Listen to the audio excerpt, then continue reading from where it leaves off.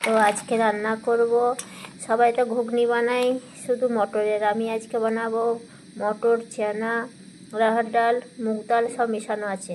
এটা খেতে যা টেস্ট হবে, বানানোর পর দেখতে পাবে, দেখাবো বন্ধুরা। একবার আমার মতন এইভাবে বানাবে। বন্ধুরা ঘুগনি বানাবো, মশলাটা করে নিচ্ছি। টমেটো, পেঁয়াজ, টমেটো, লঙ্কা, আদা কেটে নিচ্ছি এর মধ্যে।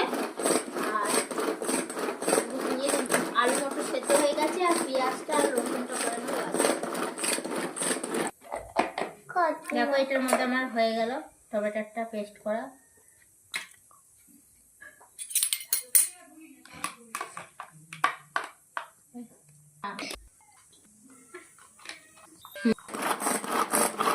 পেঁয়াজটা বেটে নিই, বাস হয়ে যাবে। দেখো কেমন কুচি হয়ে গেছে। ঘুগনি বানানোর জন্য দিয়ে দিলাম জিরে, তেজপাতা, ফোড়ন। এবার দিয়ে দেবো গোটা পেঁয়াজটা, যে রসুন কুচিটা দিয়ে দিলাম, পেঁয়াজ আর রসুন কুচিয়েছিলাম,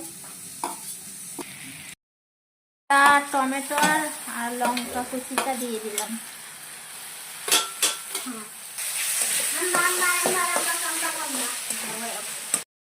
বন্ধুরা আমি ঘুগনিটা বানানোর সময়তে আমি যখন মশলা কষানো হয়ে গেছে, তখন তরকারিতে দেওয়ার সময়তে আমি দেখাতেই ভুলে গেছি যে মশলার মধ্যে ঘুগনিটা দেওয়ার সময়। তো এখন দেখিয়ে দিচ্ছি, আমার হয়ে গেছে বানানো।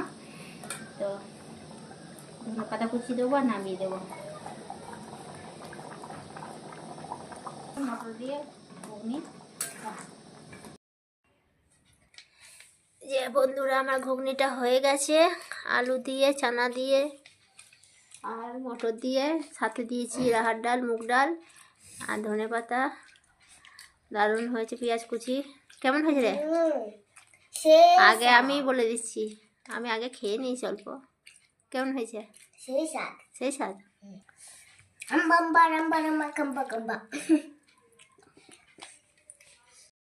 কেন ঝাল হয়েছে? ঝালে টালে কেঁদে ফেলেছিস? হ্যাঁ, খুব ঝাল। আবার বলছি ভালো হয়েছে, ঝাল দাও, ঝাল দাও। বাবা আরে, ঝালের টালে আবার কাশিও বার হয়ে গেল। তাহলে কেমন করে টেস্ট বুঝবি?